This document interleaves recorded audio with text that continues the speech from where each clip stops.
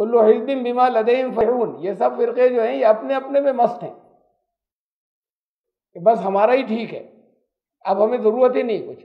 تو جہاں پر جس اسٹیج پر بھی، چاہے وہ انبیاء یا رسولوں کی بات الگ تھی، جو مطمئن ہو گیا کہ اب ہر چیز ہماری ٹھیک ہے، اس کی اصلاح کی گنجائش ختم ہو جاتی ہے، وہ چاہے اس کے ہاں بہت گڑبڑ ہو اور چاہے تھوڑی بہت گڑبڑ ہو۔ جب یہ ذہن میں آ گیا کہ اب ہر طرح کے کا حق ہمارے پاس آ چکا، ہماری سمجھ میں آ چکا، تو وہاں اصلاح ممکن ہی نہیں ہے، اس لیے یہاں فرقے ختم نہیں ہو سکتے۔ جب سے یہاں فرقے بنے ہیں، جب کبھی پہلی مرتبہ جو ٹکڑے ہوئے شیعہ اور سنی میں، اور اس کے بعد دونوں طرف بکھرتے چلے گئے، آج تک وہ سلسلہ جاری ہے۔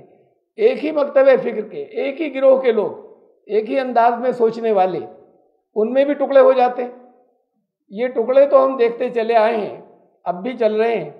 آج تک ایسا نہیں دیکھا کہ ان میں سے کوئی دو ٹکڑے واپس مل گئے ہوں، جو ٹوٹے تھے، جو بریک اپ جن میں ہوا تھا وہ پھر واپس جڑ گئے دوبارہ، یہ آج تک نہیں ہوا۔ اب اس کی وجوہات تو قرآن نے بہت سی بتائی ہیں مختلف۔ ایک جگہ بتایا کہ یہ چودراہٹ ہے اپنی، جس کی وجہ سے بغیم بینہم، یہ ایک دوسرے پر زیادتی کرتے ہیں، یہ اپنی سپیریورٹی ہر ایک چاہتا ہے کہ کنٹرول ہمارا ہو جائے، یہ ٹکڑے اس لیے بھی ہوتے ہیں۔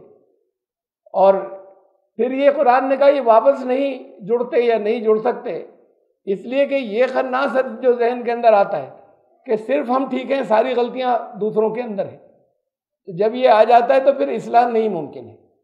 یہ مارجن ہمیشہ رہنا چاہیے کہ اصلاح کی اور گنجائش ہے، اور غور و فکر کرتے رہیں۔ کچھ نہیں تو اصلاح کی گنجائش ایسے ہی ہوتی ہے کہ قرآن کی ایک ہی آیت، ایک ہی تعلیم، وہی الفاظ، الگ الگ دور کے اعتبار سے ان کے اندر ایوولوشن ہے اور ارتقاء ہے۔ اس کے جو معنی پہلے سمجھے جاتے تھے اس وقت کی دنیا کی، کائنات کی معلومات کی روشنی میں اس میں تبدیلی آ گئی انہی الفاظ کے اندر۔ اور پھر اللہ کی جو کائنات ہے، جو اس سے ہمیں جو آیات ملی ہیں، ان کی روشنی میں ہمیں اور زیادہ صحیح معلومات ہوئی، اور قرآن کی وہی آیات جو ہے وہ ہمیں اور گائیڈ کرتی چلی جاتی ہیں، ارتقاء ہوتا ہے۔ مختلف حالات ہوتے ہیں، آگے جتنا دور آ رہا ہے مسائل دوسرے آتے چلے جا رہے ہیں۔ ہمارا انسان کا جو دنیا کے اندر ارتقاء ہے، دنیا یہ جو یہاں کے جو علوم ہیں کائنات کے، اس میں جو اس کا ایوولوشن ہے، اس کے ساتھ ساتھ قرآن کے فہم کا بھی ایوولوشن ہے۔ اب اگر کوئی اسٹیٹک ہو جائے اور رک جائے، جامد ہو جائے، تو پھر وہ بہت آؤٹ آف ڈیٹ ہو گیا۔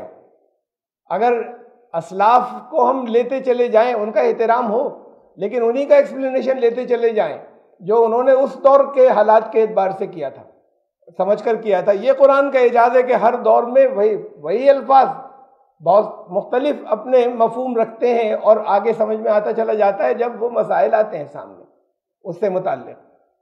تو اگر کوئی یہ سمجھے کہ ہم تو سب کچھ سمجھ چکے اور صرف یہی ٹھیک ہے، تو پھر دوبارہ کبھی ان کی اصلاح نہیں ہوتی، اس لیے فرقے واپس کبھی نہیں جوڑتے۔ کل حزب بما لدیہم فرحون، ہر ایک اپنے میں مست ہے۔ اور یہ کفر کرنے والے جو ہیں، ایسے ہی ان کفر کرنے والوں کا معاملہ ہے کہ وہ جو کچھ وہ سمجھتے ہیں وہ اس میں مست ہیں، ان کے لیے وہ خوشنما بنا دیا گیا کہ واہ کیا فلسفہ ہے ہمارا، ہم جو کچھ ہم کرتے ہیں وہی بس درست ہے۔ تو جب یہ مارجن ہوتا ہے کہ کہیں غلطی ہو سکتی ہے، سمجھ کر دوسرے کی بات، چاہے بات کو ریجیکٹ کر دیں، غور و فکر کریں اور سنیں، تو ہمیشہ پھر اصلاح کی گنجائش ہوتی ہے، ارتقاء کی اور ایوولوشن کی گنجائش ہوتی ہے۔